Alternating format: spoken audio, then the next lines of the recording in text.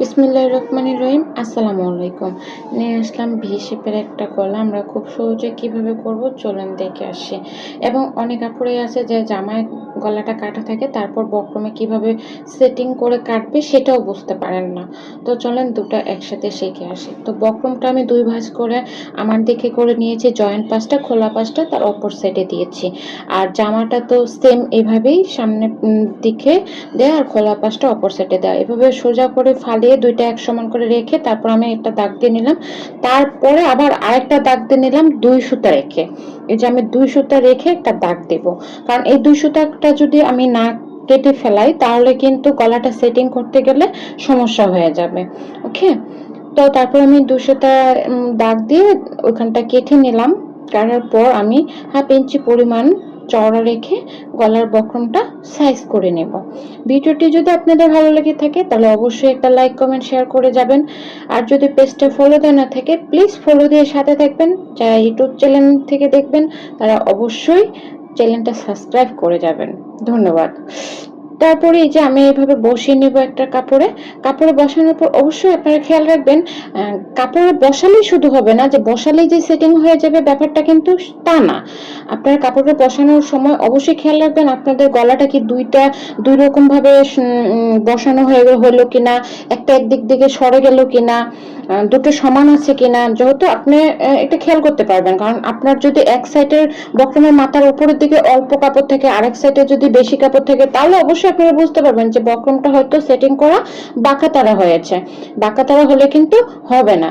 প্রয়োজনে আপনারা বক্রমের সাথে এবং এই কাপড়ের সাথে পিন আপ করে নেবেন।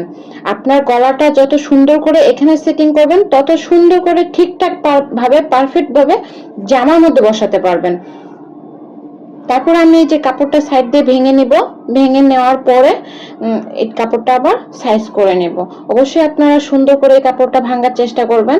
আর আমাদের সবাই উচিত যে কোনো কাজ করি না ওই কাজটাকে সুন্দর করে করার। তারপরে এই যে আমি এইভাবে এটা বসিয়ে নিব গলার মধ্যে। আপনারা অবশ্যই বসিয়ে দেখবেন, যদি এই বক্রমটা যদি ওই কাপড়ের মধ্যে ঠিকঠাক ভাবে না বসাই তাহলে কিন্তু এই জামার মধ্যে সুন্দর করে ঠিকঠাক ভাবে বসানো যাবে না। আমি মিডিলে একটা পিন আপ করে নিলাম।